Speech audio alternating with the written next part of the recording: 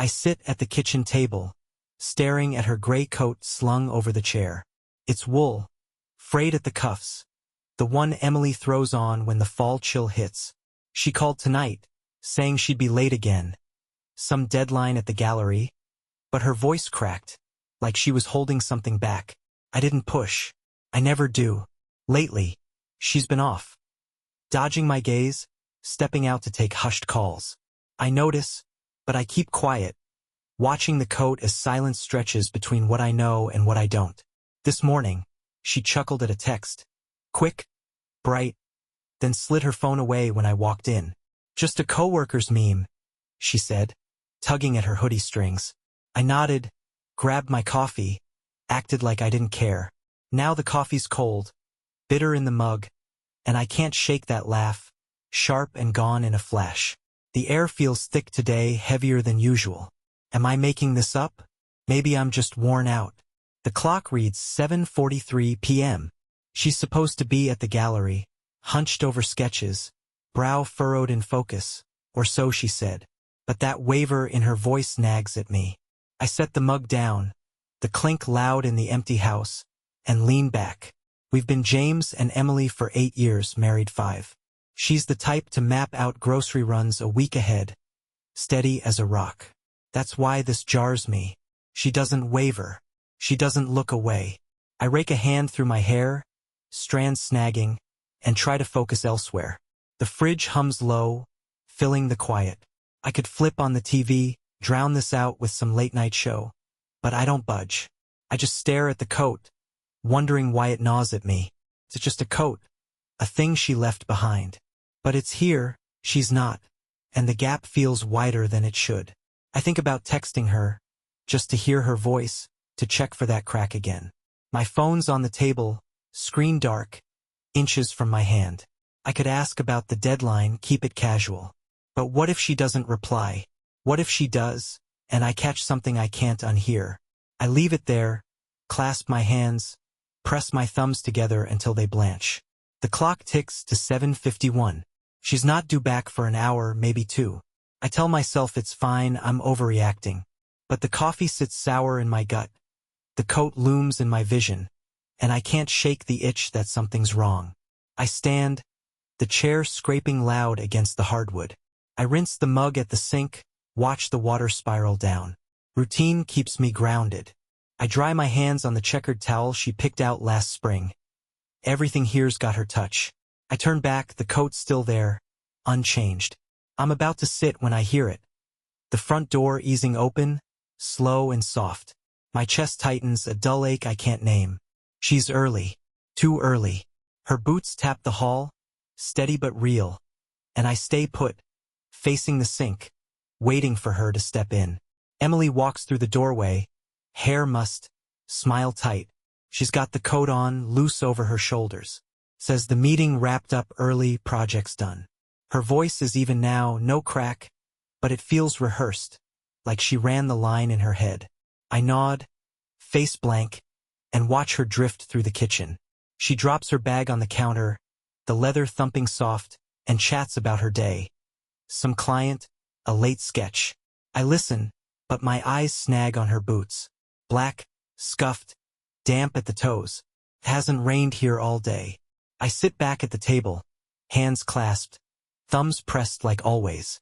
She doesn't catch it. She's at the fridge, pulling out a soda, still talking about the gallery. Her voice fades to a hum I don't track. Those boots, damp, glinting faintly, stick in my mind. The forecast was dry all week. Maybe a spill at the office, a puddle in the lot. I tell myself that, but it doesn't stick. She's on about a new exhibit now, and I nod, mechanical. She shrugs off the coat, hangs it by the door, the wool swaying briefly. I don't know why I keep staring. Maybe it's easier than facing her. She grabs a pan, starts heating water, says she'll whip up some mac and cheese. I say sure, voice flat as ever. She doesn't turn, just keeps at it, and the room feels smaller with her here, the air tighter. I don't know what I expected when she walked in. Some slip, some truth, but this feels like a mask. We eat mostly quiet, the pasta a touch mushy, but I don't mention it. She heads upstairs to shower after, and I clear the plates, moving slow, deliberate. The coat's still on the hook. I pause by it, hand slipping into the pocket, finding a crumpled slip. I smooth it out on the counter. A diner receipt, dinner for two, last night, 8:17 p.m. 2 burgers, 2 beers. I scan it again, twice more, the print blurring. She said she was with the team. I hear the shower running, her humming a tune I don't know, light and easy. I fold the receipt, tuck it back, and sink onto the couch. TV stays off. I sit, turning over the diner, the boots, her shaky call. I'm not mad yet, just steady, peering over some dark edge. I wake early, before the alarm, before dawn creeps through the blinds. Emily's asleep beside me, breathing soft, hair fanned across the pillow. I stare at the ceiling, her rhythm steady in my ears. The receipts burned in my brain. Dinner for two, 2 beers. I don't stir, don't glance her way, just think. She shifts, gets up, pads to the bathroom. The door clicks, water runs. I roll out, pull on yesterday's jeans, a faded tee. Downstairs, I brew coffee, black, no frills. The coat's on the hook, and I eye it as the pot gurgles. She comes down at 6:50, skirt and blouse, hair in a tight bun. Morning, she says, and I nod, sipping coffee. She grabs an apple, mentions a meeting, barely meets my eyes. She's out by 7:15, coat on, car peeling off down the street. I watch from the window, hands in pockets, until she's gone. I call the hardware store, say I'm sick, voice flat. Boss grumbles, I hang up, sit back down, coffee cooling. I decide to tail her. I grab my keys, jacket, and head to the garage. The truck rumbles to life, and I follow her route. Main Street, past the gas station, left onto Oak. I hang back, a few cars between us, tracking her silver SUV through traffic. She drives steady, no rush. She pulls into the gallery lot. A low brick building with big windows, parks and heads inside. I idle there, engine off, watching the doors swing shut. I don't go in, wouldn't know what to say. Instead, I drive to the diner from the receipt, a neon-lit joint off the highway. It's quiet this early, blinds down. I park across the road, stare at it. Tucked between a pawn shop and a laundromat. It's easy to miss. I wonder what she ate, who sat across from her, who picked up the tab. The receipt just says $32.89, time-stamped. I sit an hour, maybe more, watching folks pass, none her. The truck's warm, my hands steady on the wheel. I head home, sun climbing past noon. The coat's gone from the hook. I drop onto the couch, receipt replaying in my head, plotting next steps. I could wait tonight, ask her straight, see her squirm. But I don't want that forced smile, that wobble in her voice. I need proof. I need names. I think of her coworkers, Mark from framing, Ethan from sales, that Ryan she brings up sometimes. Ryan, loud laugh, gelled hair, slapped my back at the company picnic. I picture him with her, pouring beer, and my thumbs dig harder. Afternoon drags, sky overcast. No TV, no phone, just me thinking, letting it build. She'll be back soon, and I'll watch her hands, her eyes, her moves. I'll catch something. Tomorrow I'll dig deeper. For now I wait, steady, silent. She rolls in at 5:18, coat over her arm, face tired but calm. Says the day dragged, meeting ran long. Hangs the coat, lets her hair down, heads to the kitchen.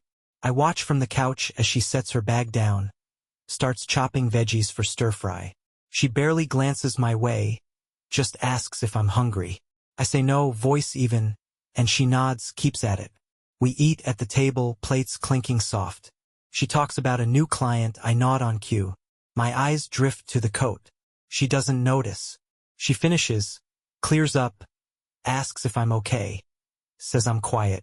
I say I'm beat. She heads upstairs, and I stay, hands clasped. I don't follow. I step to the coat, fish out the receipt again, flatten it. Dinner for two, last night.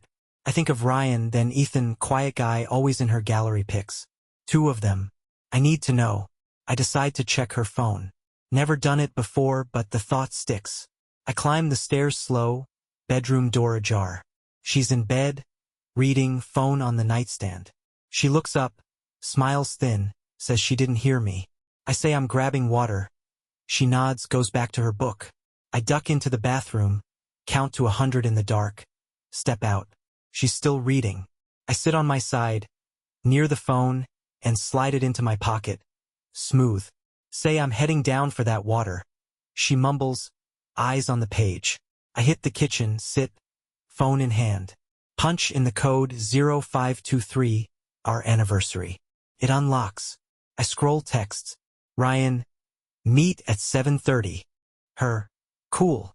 Then Ethan, this morning. Last night was chill. Again soon? No reply. I read it thrice, set the phone down, clasp my hands. Tomorrow I'll follow. For now I wait steady, plotting. Morning comes. She's up same as ever, skirt, blouse, hairpinned. Says she's got a late one, project crunch. I nod, sip cold coffee, face blank. Phone's back upstairs where I left it. Meet at 7:30. Last night was chill. I barely slept, just ran it over in my head. She doesn't know I peeked. Doesn't know I'm on to her. She's out at 7:15, coat on, SUV gone. I watch her taillights fade. Callin' sick again. Boss doesn't push. Is it? Plain. At 6 o'clock, I take the truck, head downtown, park a block from the diner. Engine off, window cracked. I scan the street. Her SUV pulls up at 7:28. Slow, parks across. She steps out, coat on, hair loose, softer than this morning. She crosses, goes in, door shuts. I wait. 10 minutes later, Ryan shows. Slick hair, no tie, quick stride. Then Ethan, low-key, sleeves rolled. They enter together. I sit, hands in my lap, watching. Diner windows are dim, but shadows shift inside. I picture her laughing, them pouring beers. 2 burgers, 2 drinks, like the receipt. My chest knots, but I'm not mad, just steady. I start the truck, circle the block, park closer, eye the door. They step out at 9:14, her between them, brushing their arms. She laughs, that sharp sound, and Ryan taps her shoulder. They talk by her car, voices low, then she drives off. They follow in a black pickup. I tail them 3 cars back, keeping it cool. They don't head home. They turn off the main drag, hit a side road toward the outskirts. Their pickup trails her, I trail them. They pull into a motel lot, flickering sign, peeling paint. She gets out, glances around, misses me behind some pines. Ryan and Ethan climb out, say something, and they all head inside, lobby door closing. I sit, watching the windows, waiting for a light. An hour passes, maybe 2, their cars still motel quiet. I think about barging in, knocking, seeing their faces. I don't. I just watch, letting the night settle. I drive home past midnight, her SUV's not there. I walk in, hang my jacket by the empty hook, sit at the table. Clock hits 1:32 when her key turns. I stay put. She slips in quiet, thinks I'm out cold. Hangs the coat, tiptoes upstairs, bedroom door shuts. I sit, hands clasped, replaying her laugh, their arms close. I don't go up. I know what I saw. Morning. She's gone. Bed empty, coat missing. I make coffee, sip it cold. She'd said she crashed at a coworker's after a late shift. I nod when she says it. She leaves at 7:15. I decide to act, not confront her, make her feel it. Her job, her pride, I can hit that. I open my laptop, pull up contacts. Mark, Ethan, her boss Sarah. Draft an email. Found weird stuff in the project logs. Think Emily's fudging numbers. Check the latest. I save it, mull it over. I drive to the gallery at noon, park a block off, watch. Her SUV's there, still. I don't go in, just sit, eyeing the place. People come and go, not her. I think of Ryan and Ethan, maybe inside, joking with her. I head home, tweak the email dates, figures, a fake screenshot. Send it to Sarah. Shut the laptop, clasp my hands, wait, picturing Sarah reading, calling her in. It's done. I sit at the table as dusk creeps in, sky dimming gray. Emily's not back. Clock says 6:23. Sent the email this morning. Been waiting since, hands clasped, thumbs pressed. Laptops shut, Coffee's cold from hours ago. No clue what Sarah did, but I see it, her frowning, questioning, Emily paling. I wait, steady, letting it unfold. She gets in at 7:19, later than usual, coat over her arm, steps dragging. I stay seated, watching her come in, face drawn, eyes rimmed red. She's quiet at first, hangs the coat, drops her bag, turns to me, voice flat, worn. Says Sarah pulled her in, got an email about the logs. They think she's cooking the books, auditing her now. I nod, sip the cold coffee, say that's rough. She stares, eyes narrowing, but doesn't dig. Stands there, hands gripping the counter, breathing slow. Silence hangs heavy. She says she might lose her job. Sarah's pissed. The team's eyeing her like a crook. Her voice breaks once, steadies. I watch her fingers clutch the edge, shoulders sagging. I don't feel a win, don't feel much. Just let her talk. Let the weight shift. She asks if I've heard anything odd. Any buzz at the store. I shake my head, face empty. She nods, like she figured, and trudges upstairs, steps heavy. Door shuts, quiet returns. I don't follow. I sit, mulling her red eyes, flat tone. The audit is working slow and sure like I wanted. I think of Ryan and Ethan.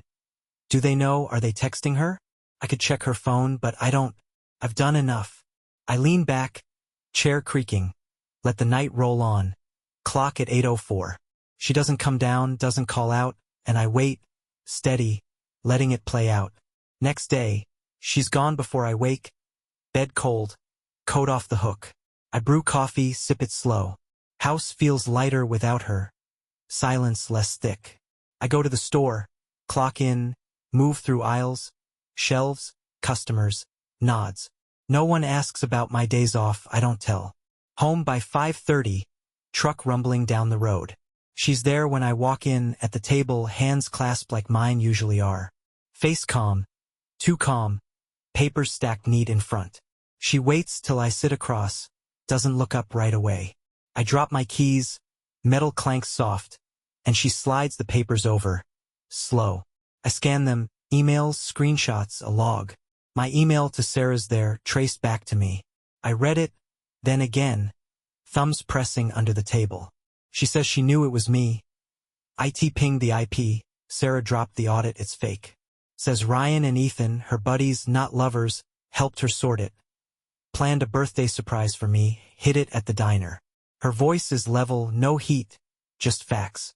Says she's done, this broke us, can't fix it. She stands, grabs her bag, coat, walks out, door closing soft. I stay, staring at the papers, clock at 6:12. House emptier now, quieter, and I clasp my hands, press my thumbs, feeling the weight swing back. I didn't see it, Ryan, Ethan, the surprise. I saw what I wanted, built it up, and now she's gone.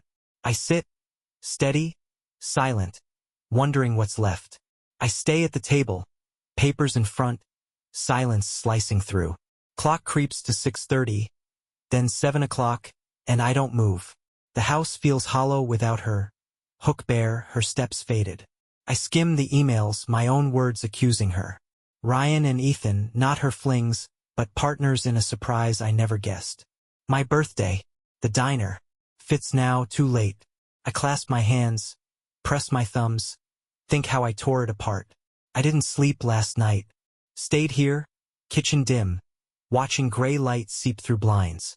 Coffee's still cold, untouched since yesterday. I see her face when she walked in. Red eyes, voice cracked. She thought she'd been sold out, and it was me. Not Ryan, not Ethan. Me. I spun a tale from the coat, the receipt, those damp boots. 2 guys, 2 beers, 2 betrayals. But it was me who lost her. The weight doesn't lift, just sinks deeper. Morning, I get up, brew coffee out of habit, drink it tasteless. Routine props me up, doesn't fill the void. I drive to the store, streets buzzing around me. At work, I'm quiet, shift boxes, ring up sales. No questions, no answers. Home by dusk, sky streaked orange. I walk in, and it's the same silent, cold, her gone. I flop on the couch, I the empty hook. The coat left with her, receipt too, clues I made up. I think of tracking her down, saying I screwed up. But where? Ryan's place? Ethan's? Her folks in Ohio? No idea. No call, no phone check. I sit, letting the mistake settle, letting silence wrap me. Night falls and I think of the diner. Could go, sit alone, order 2 beers, see if the waitress knows her. I don't. I stay, hands clasped, thumbs pressed, like always. Only thing that hasn't changed. I think of the email to Sarah, how I typed it, sent it, wanted her to hurt, to lose something. She did, but not how I meant. She's gone, and I'm stuck with this. A house too big, a quiet that won't quit. Clock hits 9:15. Could turn on the TV, break the stillness, but I don't. I glance at the papers again, IP log, my digital footprint. Ryan and Ethan, laughing with her, setting up something for me. I missed it. Saw shadows, cheats, 2 guys in her orbit.